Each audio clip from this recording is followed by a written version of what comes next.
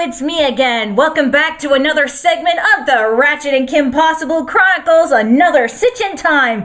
Last time, our long-awaited reunion has finally arrived as Ratchet and Kim were able to finally reunite with Clank and Rufus for the first time in a long year. However, Azimuth, who was still overzealous about going back in time and fixing his mistake, was very disappointed over Ratchet deciding not to go through with it, so he decided to leave. Well, who needs him anyway? So now our traveling group are heading over to Dr. Nefarious's base to be able to prevent him from misusing the Great Clock now that Clank had unwittingly led Dr. Nefarious to the Orvis chamber, and he plans to use the clock to go back in time and do whatever it is he's planning on doing. Alright, let's get this over with. We got a few videos left. So, guest narrator, shall you take the mic from there? Yes, of course. Let's get this done and over with. I cannot wait to finish this. Alright, let's do it! They pushed through a not-so-difficult impasse and they were able to approach the space station. They landed directly within the surrounding area of the space station and jumped out. From there, Quark contacted him. Ratchet, come in. I'm on an asteroid inside the main perimeter. Come meet me as soon as you can. Got it. We'll see you soon. Ratchet, Miss Possible, I have triangulated Quark's position, sinking into your nav unit. Let's go, guys. They rushed off as fast as they could. As they continued through, they fought against several of Nefarious's robots, as well as a few unpleasant creatures.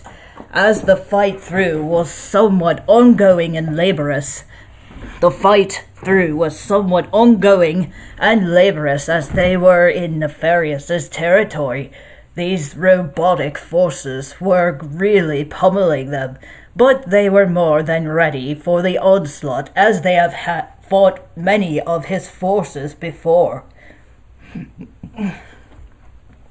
Eventually, they were able to find Quark. However, when they met with him, he was wearing that dreadful nurse disguise.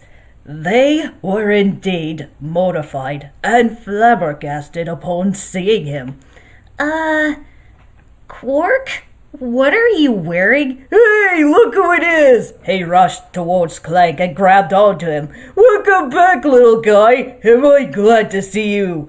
He then embraced him with all his might. Those two over there just don't take this line of work seriously, if you know what I mean. My thoughts exactly, Rufus. Hey, what's the bald pig rat doing here? Isn't he usually with that blonde kid, what's his name again? Ron! Oh, right, Stop Able! I think. Both Kim and Ratchet slapped themselves on their foreheads. Who could blame them? Speaking of which, where is that blonde kid? I haven't seen him around at all. He's out sick right now, but let's forget about that for the moment. Are you wearing a disguise? Yes, I am. I'm glad you noticed, miss. It's hard to overlook, even if we wanted to. So, what brilliant plan do you have for us this time, Quark? Oh, it is something that is truly brilliant. But before we get to that, feast your eyes on this. Hang on, before I do anything, let me check. Okay, good. He pulled out what appeared to be a tiny bomb. It looked very lackluster and unimpressive. What is that? It's one of those cool smoke bombs the spies use, you know, for making quick and fancy getaways. The group unsurprisingly seemed very unimpressed by this. Yeah. That is corny, even for you. Oh yeah? Well, you'll be eating your words once this thing gets us out of a difficult situation and, oh, forget it. He then pulled out what appeared to be a toy viewing device and tossed it towards Ratchet. Here, it's my most ingenious foolproof plan yet. Kim and Ratchet exchanged confused and dissuaded look. They both looked into the device. As they looked into it, Quark explained to them that he managed to find a way to gain access into the interiors of the space station via a trash chute. He then planned on using his ghastly disguise to escort them to an exposed thermal exhaust port, which Clank volunteered to crawl through. Through the vent, he would be able to gain access to Dr. Nefarious's personal quarters, then scan him for a hologuise, one that Ratchet would be using to bypass the guards into mission control. There, they intend to cause a lot of damage to Nefarious's operation. The visuals that came along with the explanation of the plan itself consisted of a few snapshots of the interiors, several crude drawings done with crayons, and one misplaced vacation photo.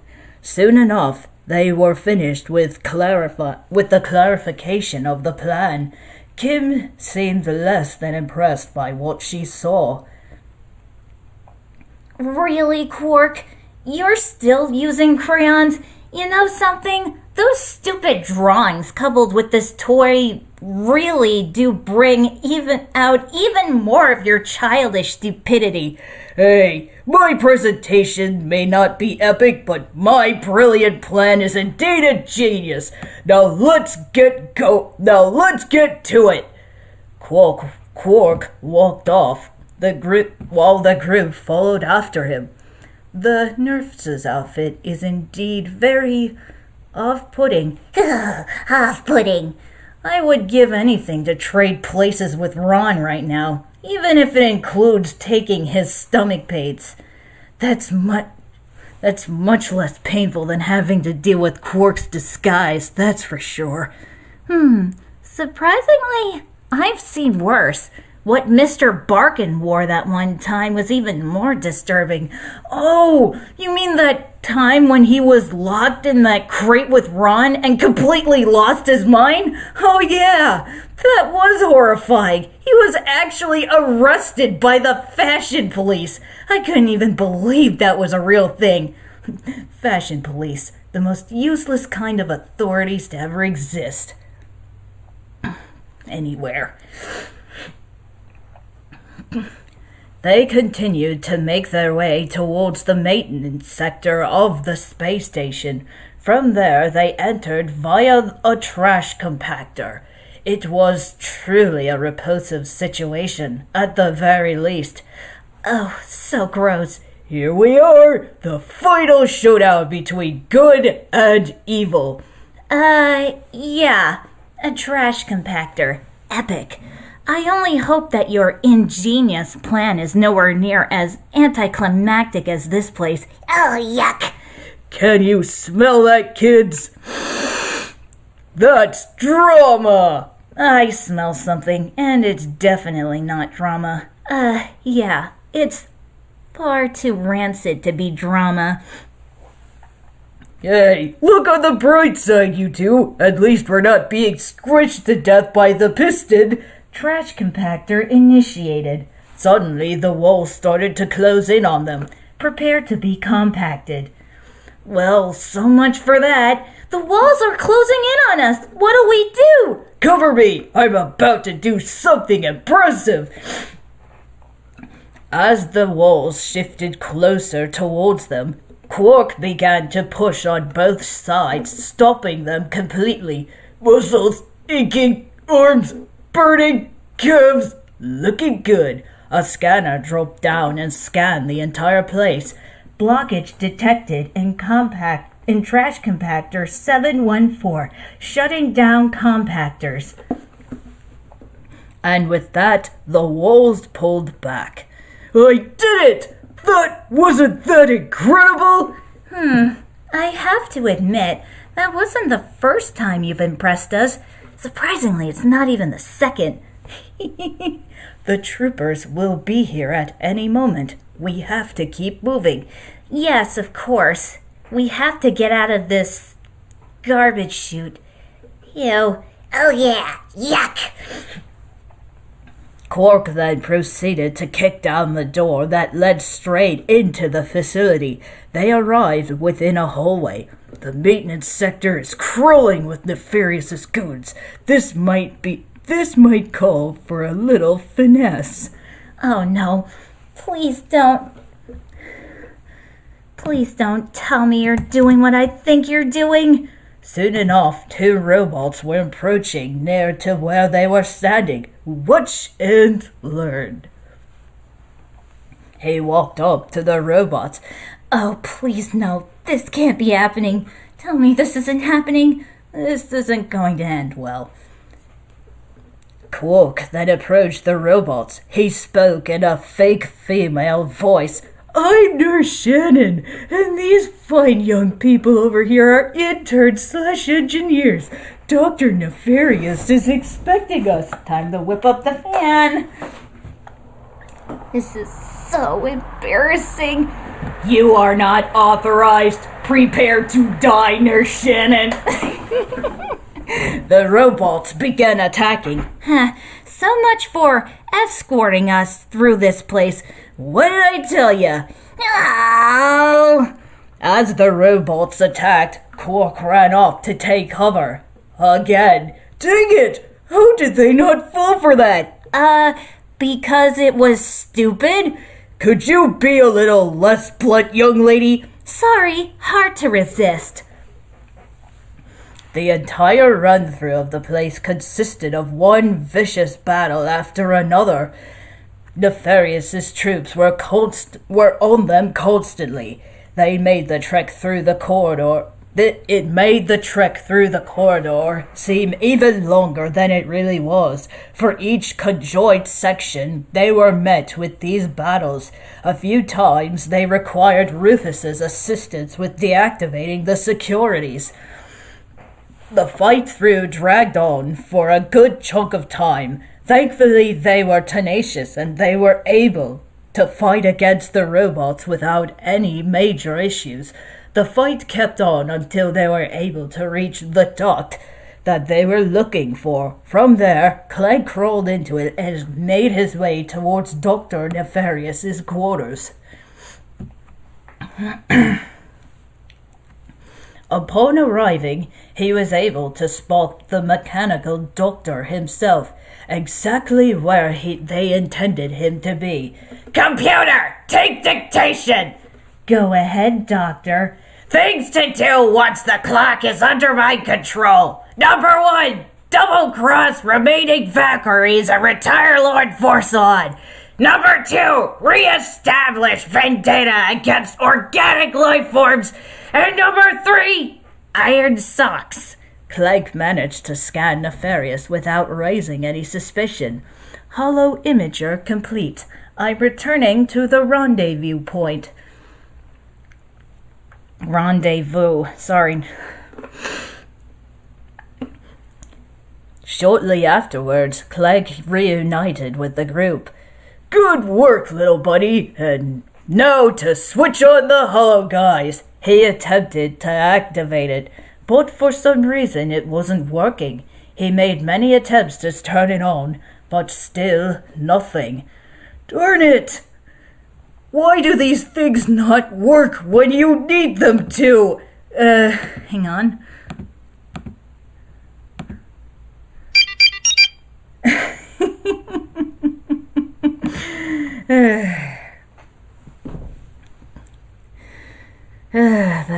That's just too good. What's that noise? They looked towards the device on Kim's chest as it was blinking. She tapped it once. A holographic image of Wade was projected from it. Perhaps you should let me handle this. One, guys. With a few clicks of his keyboard, a very realistic holographic image of Dr. Nefarious appeared before them. Whoa! Oh my! Nice going, Wade! Ah! It's Dr. Nefarious! He pointed his blaster at the holographic image. Relax, Quark. It's just an authentic-looking image of him. Pretty cool, huh? I'll say. It looks so real. Rufus gave 2 thumbs up. Cool! Alright, let's do this, you guys. They made their way towards an elevator. There, they utilize... Hang on, I need to fix something. There we go, that's better. There, they utilized the hologram to summon the elevator and went into it. It took them all the way to the control hub at the top floor of the station. From there, they sent out the hologram as a diversion while they snuck in. The hologram then approached a somewhat familiar terracnoid. It was Pollux. What? Pollux? I don't believe this! Pollux soon turned around and noticed the image. He had easily mistaken it for his superior. Dr. Nefarious! I didn't expect to see you here so soon. What can I do for you, sir? What's the status report of the master plan? Well, the Hypernova defense laser is operational. The fleet has been dispatched and the Orvis chamber is being analyzed thoroughly. Everything is primed and ready for you to utilize the clock for your own personal use. Excellent! There's just one problem. I'm not really Dr. Nefarious. The hologram then converted itself into a projected image of Wade. I'm Wade, a young super genius from the planet Earth who works for the famed hero Kim Possible. What? Soon enough, Quark, Ratchet, Kim, and Clegg emerged directly near Wade's projected image. From each of them had conceited smiles on their faces. Hello again, Pollux. Remember us? It's you guys! That's right. Prepared to get seriously messed up. And with that, they began wrecking the entire chamber. Robots were dispatched to put a stop to it and eradicate the group, but they were very formidable fighters, as always, so it was to no avail. They destroyed a lot of the machinery within the entire place. Rufus did a lot of messing around with much of the machinery from inside. Their pandemonium, however, had caused them to be locked in. From that, Kim tapped on the device on her chest. Wade, can you deactivate the security of this place? Give me 1 second. There! The security was shut off. Great job, Wade. Let's go! They ran back towards the elevator and descended back towards the lower level. You know, oftentimes when I say this, it ends in catastrophe, but what the hey? Mission accomplished! As soon as the elevator doors opened, Dr. Nefarious was seen before them along with several of his troops. Oh no! Well, what do we have here? All of my old foes standing right here before me. Hey, Nefarious! Kim and Ratchet walked up closer towards Nefarious. Dr. Nefarious, I was so hoping we wouldn't run into you again. Well, you're out of luck there, Missy, and the both of you had the gall to set foot onto my base after you did this to me! He pointed towards the damage on his face. I have to admit, Ratchet really did leave a nice mark on that face of yours. It suits you quite well. Both she and Ratchet laughed as they did a fist bump with one another, which aggravated Nefarious. But enough about that. Nefarious, you can't use the clock. You don't know what you could be doing. Hey, that's right. Nothing that you could ever want is worth risking the entire universe. Oh, but there is, and I have all of you to thank for it, especially that blonde kid who clearly isn't here right now. What's his name? Oh, forget it. Oh. What do you mean by that, Nefarious? Do I need to remind you? I would be glad to, Kim Possible. Initiate super wavy flashback mode. What? And with that, a number of scenes appeared one after another during his narration, as they are somehow able to see it. Let me start by saying that thanks to you, I found myself drifting through the cosmos. Do you know what it's like to float along on an asteroid for a long period of time? It is surprisingly boring. Nothing for a villain to do but dwell on his failures. Then one day, we arrived on Xanathar, which was called Tabalia at the time, but that's beside the point. The Fongoids managed to save us, and we were free from that insufferable and seemingly endless ride through space. But still, failure burned in my circuitry. How could I have been defeated by the likes of you? Why had the universe been tipped in your... Hold on a moment.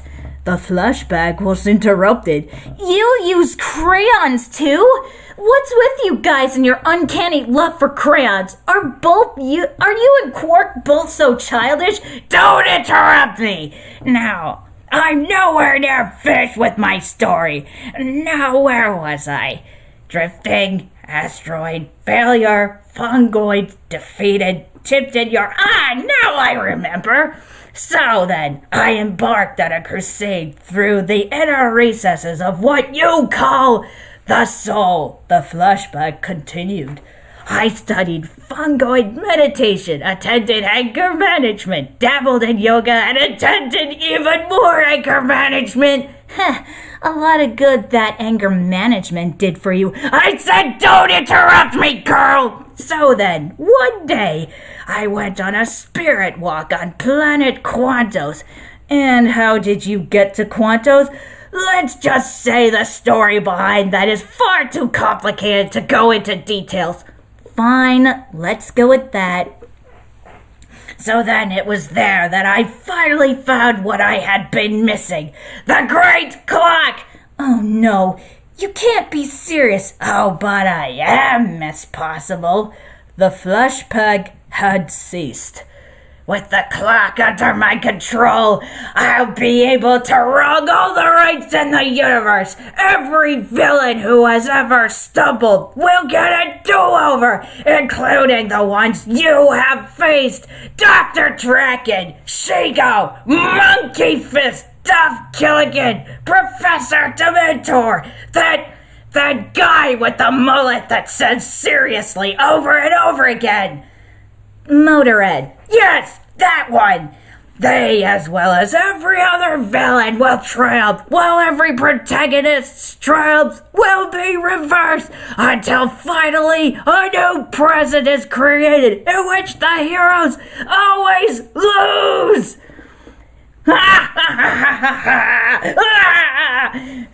I can't do his laugh. I'm so sorry.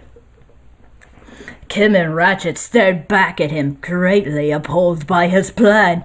That's terrible! That won't happen. We will stop you, Nefarious. Oh, we'll see about that. Guards! Kim took on a fighting stance. Just then, Quark grabbed onto her Ratchet and Clank and held them in his arm. Hang on, cadets! He tossed the smoke bomb, letting out a massive haze. When it cleared, nothing happened. Well, that was 5 bolts wasted. Much time later, Ratchet and Clank were attached to an asteroid, about to be flung by a massive slingshot. Kim and Quark were to the side, in handcuffs, near Dr. Nefarious. How do you like my asteroid flinger 5000? I had it installed in the event that I ever needed a super ironic death scenario. It seems incredibly absurd and overemphasized, so it most certainly is your kind of thing. Nefarious glared at her. Nefarious, you are making a mistake! He's right! Don't do this! Stop while you're ahead before you destroy everything! Your pleadings are useless. Bon voyage, my old nemesis. Oh, and don't worry, Ratchet. I won't let the girl die horribly like you're going to. He was about to push the big red button. Just then his system crashed again. He was picking up on the signal of the same soap opera that he always does. Everyone had awkward looks amongst one another. One of Nefarious's robots moved his hand, and he was about to make him push the button. Kim looked at Ratchet, devastated.